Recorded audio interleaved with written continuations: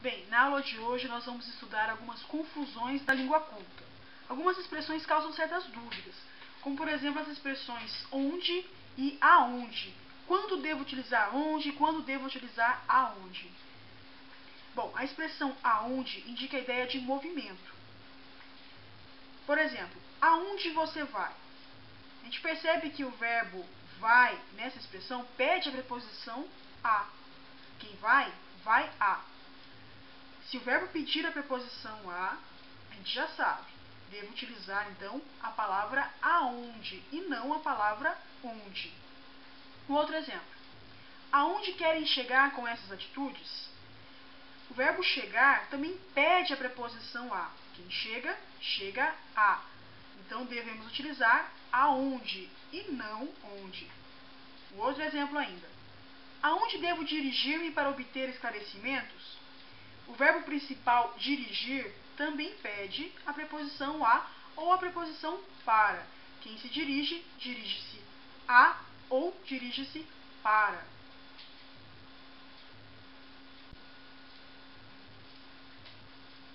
As expressões mas ou mais também causam algumas confusões.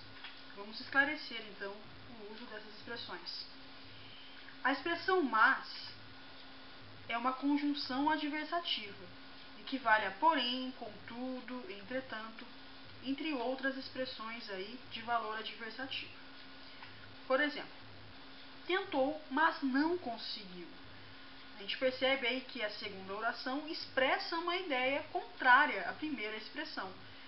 Nós vamos utilizar então uma conjunção adversativa, que pode ser o mas.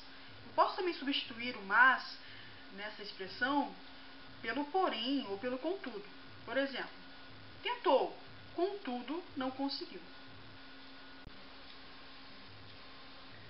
Já o mais com i é um pronome ou um advérbio de intensidade, que se opõe normalmente a menos. Por exemplo, ele foi quem mais tentou, ainda assim não conseguiu. Se eu quisesse expressar o contrário, eu poderia substituir o mais pela expressão menos. Ele foi quem menos tentou, por isso mesmo não conseguiu. Um outro exemplo. É um dos países mais miseráveis do planeta.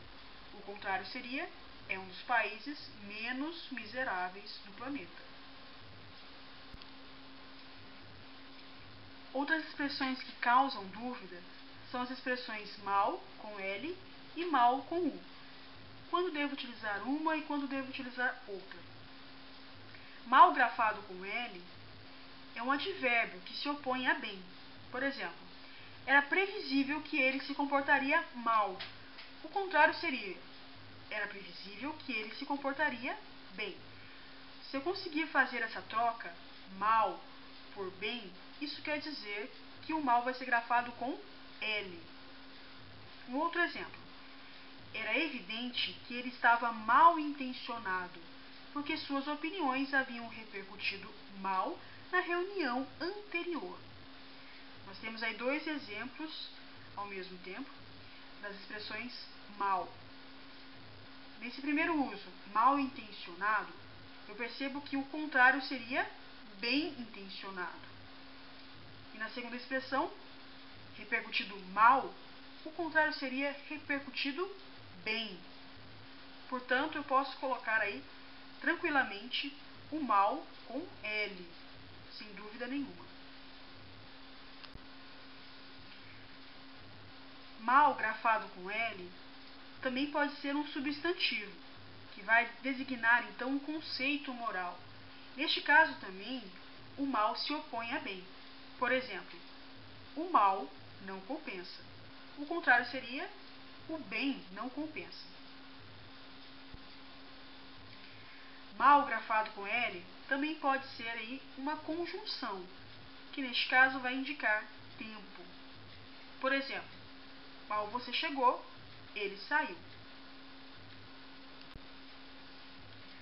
O mal grafado com U é um adjetivo que vai se opor a bom. Por exemplo, trata-se de um mau administrador. A expressão contrária seria, trata-se de um bom administrador. Se eu conseguir fazer essa troca, mal por bom, isso quer dizer que o mal vai ser grafado com U. Outro exemplo.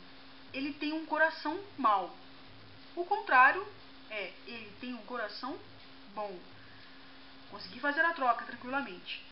Então eu posso grafar, sem dúvida nenhuma, o mal com U.